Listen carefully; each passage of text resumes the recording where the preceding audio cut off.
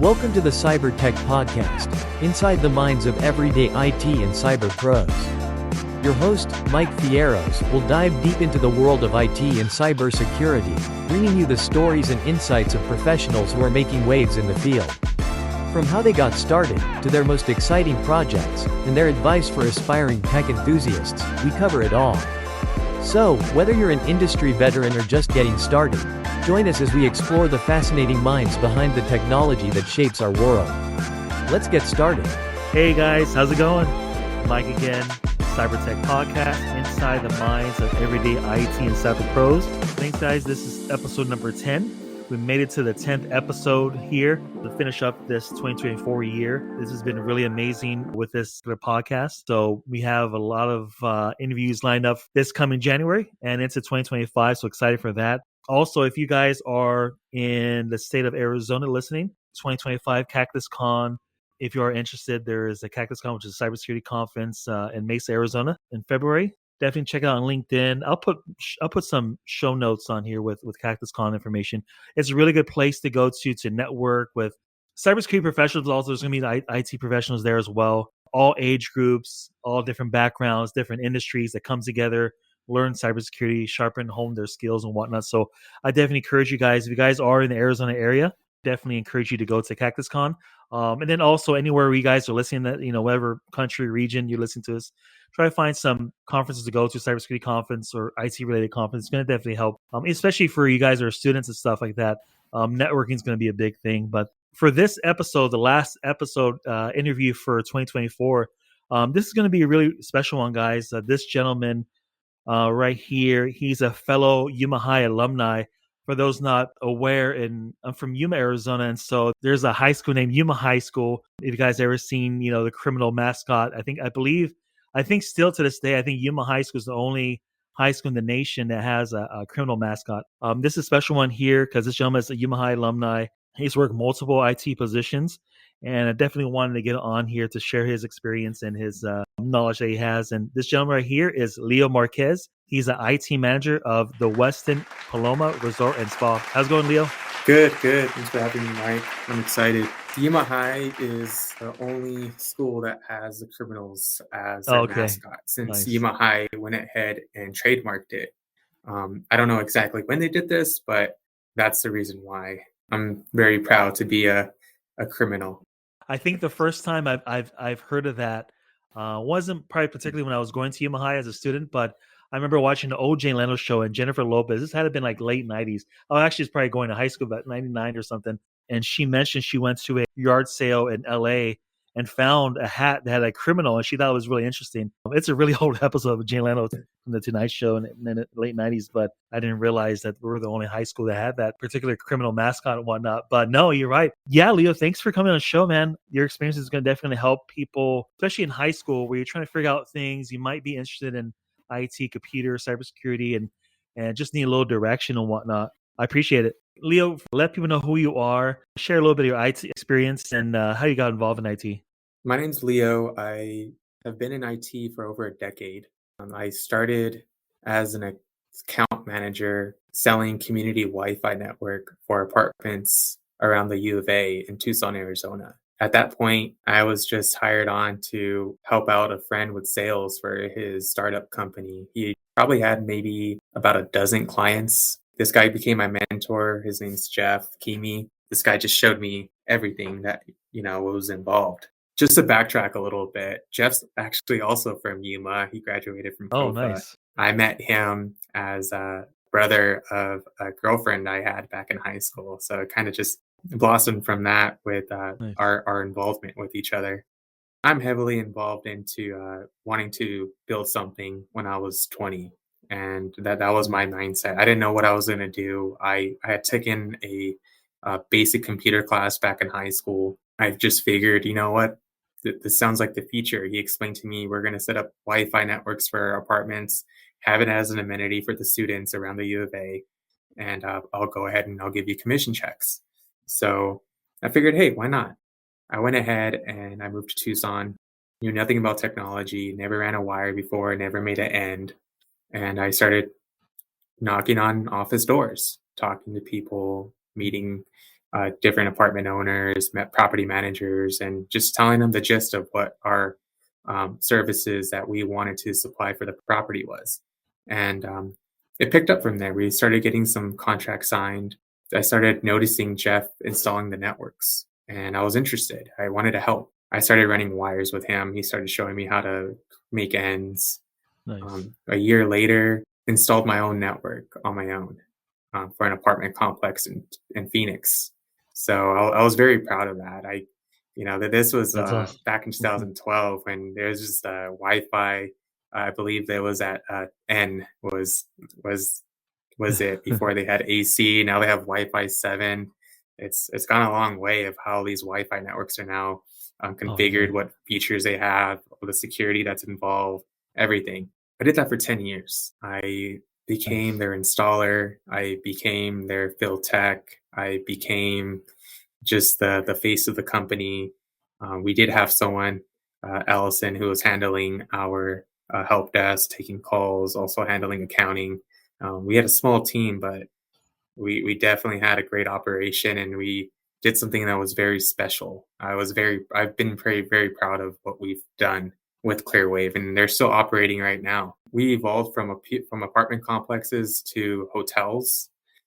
This was Wyndham, and it was Choice and Wyndham Hotels. We met a hotel owner who promised us if we did a good job for him, he would go ahead and tell his friends about us. And you kind of take that with a grain of salt, right? Sometimes, but this guy really did it. By the time I left, we had, over 150 networks that we were supporting, all from one small team that spanned from Tucson, Phoenix, Texas, Atlanta. It's just been a great journey with Clearwave. That's how I got started. I didn't know anything about networking, Wi-Fi networks, putting together point-to-point links.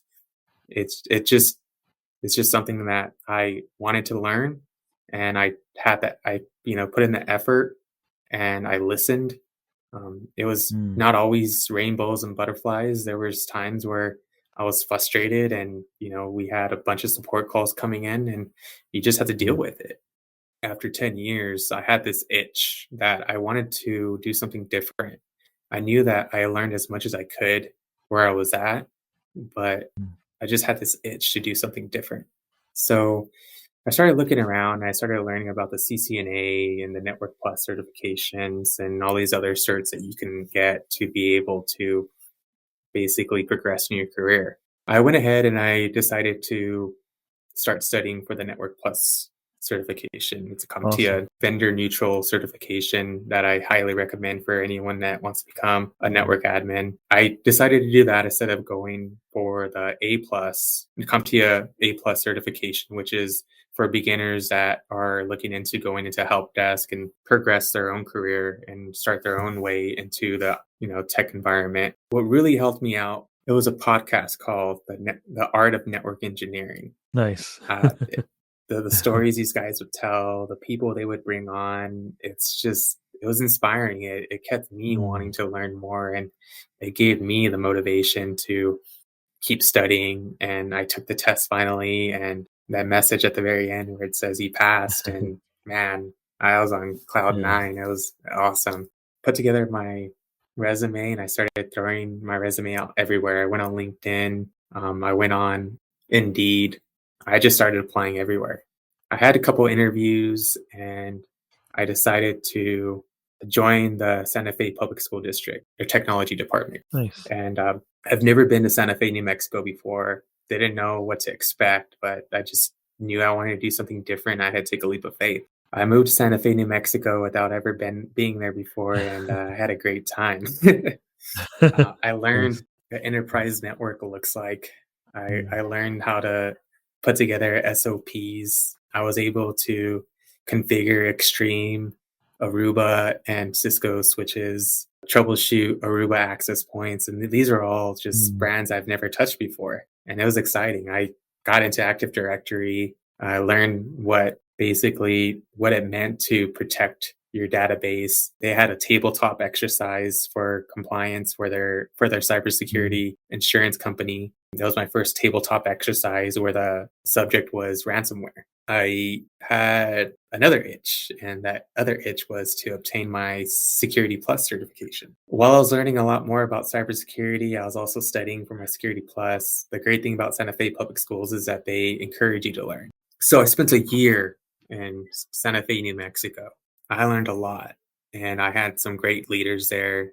I had great colleagues that I worked with, but I got homesick. It's 10 hours away. I also had to deal with freezing weather for a Oh yeah, Yuma it's actually boy. cold over there. Yeah, it's actually cold over there. Yeah, I was able to throw my resume out again and got hired on as a network admin at By Resort. I was also a network admin at Santa Fe Public Schools, so I had Hmm. experience. I didn't stay at By Resort very long, so I decided to move forward and go back home to Yuma. It was great for me because I'm single guy, no kids. It was easy for me to make the move back home and be with family and kind of just get back to my roots again and get that feeling of what it means to be back in Yuma. And it Hmm. was nice. It was great. I ended up picking up a job at Allo, which was an MSP that was starting to grow in Yuma. They started laying fiber all over the place, and they started their MSP service down there. And I kind of kept my eye out for whatever reason, and I saw this post where they had an IT manager position opened up at the Westin La Paloma. Send them my resume. So I did that, and sure enough, after a few interviews, I decided to accept their offer and I got started. You have a really good experience going from, one place, a U of A, doing the grind, learning from what it takes to actually be a really good IT technician, especially with networking and stuff. How important, Leo, is to have a mentor like you mentioned before to kind of take them under the wing. I always tell folks that it's so important to have someone like that. But how important was that person to you? Learn from the foundation how to be a really good technician. It's essential. It's essential to have a mentor that's going to show you from the ground up. And the way that I started this journey and started to learn IT, believe the right way without even having that intention. I Nice. literally started from the bottom of the OSI model with the physical layer, running wires, making ends, Mm. making sure that the ports are blinking. It's just so fundamental and it's overlooked. There's all these guys that want to go straight to the command line interface and learning how to configure switches and all that good stuff. And they don't even know how to make an end. Yeah, yeah. And if that's the route that you've gone and you've been successful, I'm not knocking nobody. That's just my personal Mhm. opinion.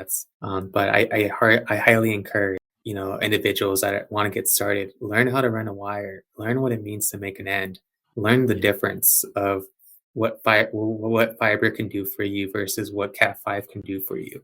Learn the Mhm. difference between what a shielded cable is versus what a non-shielded cable is. Just the essentials. When I got into IT, moving from law enforcement, I had coming from having a Mac background, just doing stuff on the side with my dad here in Yuma, learning all that stuff. Nice. I remember going into my first IT job in Yuma. One of my old coworkers asked me, "Do you know how to make a Ethernet cable?" I was like, "No." He's like, "You ever work on Windows computers?" Like, "No, just Macs." Oh man. He's like, "Well, you know what? We're gonna start from the bottom. You're gonna learn how. The first thing you're gonna do, you have to learn how to make an end." So I learned how to make an end from then on. Yeah, it's so important, like you mentioned, Leo, to have someone there with you and kind of take her under their wing, and because people care and people want, to show pride in their work and whatnot. That's super important. And also, you mentioned you went to Santa Fe. Shout out to Ben Webb, who works for Recon InfoSec, episode number 5 of the Cybertech podcast. I interviewed him. He works remotely. I believe he's also in Santa Fe, New Mexico. Definitely check out the episode, guys. If you haven't listened to it. You going from working U of A, and then you went to Santa Fe, working in a whole the same industry, but a different environment when it comes to like education. And then you came to Yuma, worked for Allo.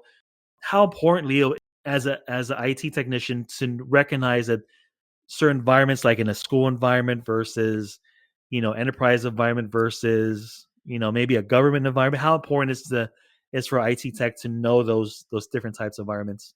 It's crucial. You're able to gain perspective, once you're able to experience these different environments of what to expect. With Allo, these were small businesses like pediatric offices, the church. They're not going to have the same expectations as far as what security is involved and what they really need to protect their own environment. Where there's a school district, they know that there's a target painted on their back and they're going to do everything they can to protect their environment and to stay up to date. These other organizations that you see that that get picked up that are smaller organizations, they just don't know it. And it's that phrase, you don't know what you don't know. And it's up to us to help protect these organizations because the threat's out there. I've listened to Darknet Diary. That's another one of my favorite Oh, there we podcasts. go. The stories that they tell, you wouldn't even think that it was possible unless you're part of tech. And even being part of tech, some of these stories I didn't even know was possible. When I'm driving and I'm going back and forth from work, I don't do it every single day, but I'm popping in a podcast just so I can see what else is out there, what else I'm going to learn. As soon as we stop learning, that's when we become obsolete. No, I agree. I remember my dad used to tell me the same thing where it's like the day you say you know everything is the day you stop learning, which is similar to that. And no, it's so important. Like Leo mentioned, guys, like, pop in a podcast, even for those of you that never work in IT or cybersecurity industries or infosec industries, pop in a podcast, whether, this one that you're listening to right now, or shout out to Jack Reissider from Darknet Diaries. Those guys make a really good production, really good true stories and whatnot, cybersecurity stories. And I encourage you guys, and like Leo mentioned, pop in those podcasts, even if you don't really understand the verbiage yet. That's going to come in handy once you start in your studies, whether you go to college or get a certification, and then you'll finally get into the industries and whatnot. It's going to help pay dividends and stuff. Coming from a smaller city like Yuma, what unique challenges or advantages do you think exist for someone trying to break into the IT field? And what advice would you give others from similar small towns or cities looking to start their careers in IT? You know what? It doesn't matter where you're at right now, as far as we're in just in the US, I'd say. If you have internet connection and you're able to jump on YouTube, you can teach yourself a lot. If you have that will, you can teach yourself a lot. Coming from Yuma, I had a basic computer class that I took at my senior year. I'm not too sure what's out there now, but back then we didn't have courses for the CCNA or people telling us about what opportunities were out there for computers. Now that I think of it, I don't think any of my friends knew about any of this stuff. No one knew. It just took for me to take on an opportunity and it just blossomed from there. For anyone that's trying to, get into tech and who's hoping and dreaming and thinking that they need to go to a university or whatnot to become a successful pen tester or cybersecurity analyst, whatnot, what you have it. It's different now. Things are a lot different than they were a few decades ago or even a decade ago. Yeah. All the information's online that you need to know. And there's people out there on the forums and these different groups that are willing to help you too. Don't forget that. You'll see somebody that's on LinkedIn that's doing something that you want to do. Just reach out to them and start asking them questions. And more than likely, they're going to be willing to help because they know what it's like to start off. It's not easy. It wasn't easy. It's, it's not going to be you're going to be rich overnight because you obtain the CCNA or Security Plus certification. They also want to look at experience. So if you have to start off at the help desk, start off at the help desk. And work your way up because the experience is what is really valuable. Those certifications were awesome. They taught me a lot. Without the small projects here and there and experience, it's hard because these hiring managers, they'll look at the certifications and depending on what manager you have, they'll either take it with a grain of salt or they'll look at it as a ticket in. I think if you show that you have that desire to want to grow and want to do something within this industry and you're able to talk to people, that's also something else too, is that having people skills is very important. knowing how to handle someone that's upset Yeah. and just wants it to work. You got to be able to show that empathy. Using all those resources like you mentioned, Leo. Yeah, because I remember myself in high school, it's like late 90s, early 2000s. And really the only classes we had, I went to high school in 90, started 96, 95, 96. And so they're just transitioning out, at least here in Yuma, they're transitioning out from electric typewriters to these really old Windows. I think it had like Windows 95 still on it. Uh, Wow. so they're just really transitioning out. So I was actually one of the part of the first classes that did typing in a keyboard class with a Windows PC and stuff. And so even back then wasn't really anything out there. Internet was really young still. I did take a couple electronics courses at Yuma High School, but I know today that they might have some technical classes now at the local high schools. But just like Leo mentioned, guys, as long as you have the internet connection, wherever town you're from, city you're from, doesn't really matter. As long as you have the drive and the passion to learn, and you can see through Leo's experience that he continues learning even to this day with all the experience that he has under his belt already. For your predictions of 2025, Leo, what's your predictions that you see right now as far as like information technology as a whole? It's definitely here as far as AI goes, but it's going to show up even more. There's going to be a lot more integrations of AI. My prediction is we're going to just have to learn how to use AI as a tool, leverage our knowledge. Other than that, though, there's a lot more threats out there too, and we're also using AI to protect us from those threats. But they're also using AI. Adversaries are using AI to gain access to organizations. So there's a lot of scary stuff out there, and it's always going to be there. We just have to be prepared and vigilant of what we're doing and how we're doing it. And yeah, AI is such a powerful tool to use as an IT and cybersecurity professional, and encouraging others to learn that. Because yeah, you're right, Leo. Like whatever form of AI you use, whatever language model you use, whether it's coming from like ChatGPT, Poe, wherever it may be, learn that skill set. I've personally, my current role, I've used a lot of ChatGPT stuff to make standard operating procedures, policies, and stuff like that. But you're right, like all depends on the person who's handling that tool. Are they going to use it for good? Are they going to use it for bad? And so we have to prepare ourselves and learn as much as we can to protect organizations, protect from these adversaries, like you mentioned, Leo. That's a really good insight right there for sure. If you could swap jobs with any fictional character for a day, who would it be and why? Well, I'm a superhero nerd, so Nice. I would probably have to swap jobs with Iron Man. Oh, there we go. Tony Stark. Yeah, that's my boy. Thank you, Leo, again, man, to taking out your busy schedule, coming on this podcast, giving your insight and your knowledge. I appreciate that. Thank you. Leo, if someone wanted to try to get a hold of you, ask for any IT career advice, how would they get a hold of you? The best way would be LinkedIn, Leo Marquez. You'll be able to find me on there. And guys, this is episode number 10, last episode of 2024, closing out 2024. You're listening to the CyberTech Podcast, Inside the Minds of Everyday IT and Cyber Pros with Leo Marquez. See you guys.